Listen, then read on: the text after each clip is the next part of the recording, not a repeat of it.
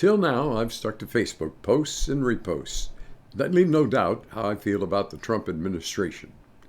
But I had a thought that prompted me to go to this forum for the very first time.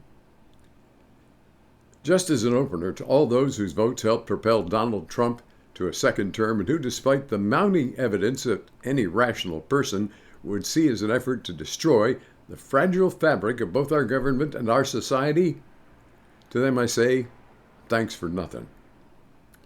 Trump's first turn in the White House provided adequate warning of just how dangerous and deranged he was and remains.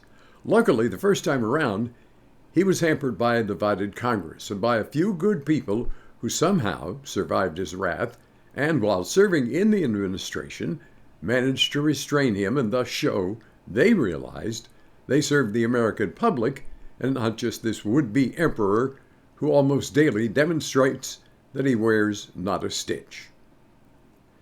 This time around, though, is different. The majorities in the House and Senate are solidly and silently behind him, no matter what he says or does. The judicial system has made a valiant try at thwarting Trump's many orders based on race, unsubstantiated fear-mongering, and his need to retaliate against anybody who would oppose him.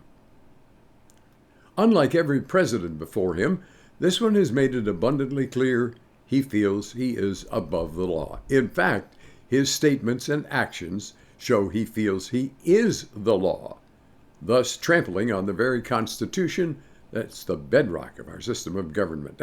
In reality, look, all this doesn't matter that much to me personally. I'm almost 83 years of age. I accept the fact that I probably don't have that many years ahead. I'll be out of here before the inevitable total collapse that is sure to happen if the current trend is not reversed. The chance to say we tried to warn you is not going to be mine, and I'll be spared the long-term suffering. So why do I give a crap? Well, I have 3 grandchildren and a much younger 6 great-grandchildren, and it really grinds my gears that Trump and his supporters at every level are going to destroy the future being handed to those generations.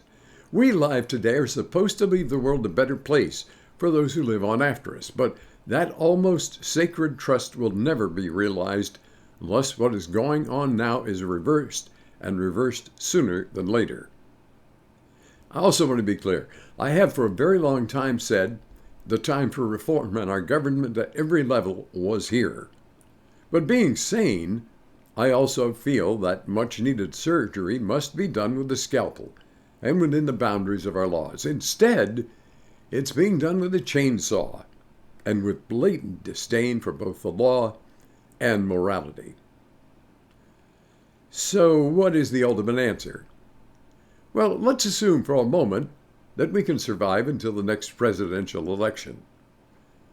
While not at all certain that is possible, indulge me in the assumption. Trump hasn't made a secret about a desire to go for a 3rd term in office. And while that supposedly is not possible under the Constitution, it's also very obvious that he doesn't believe that venerated document applies to him.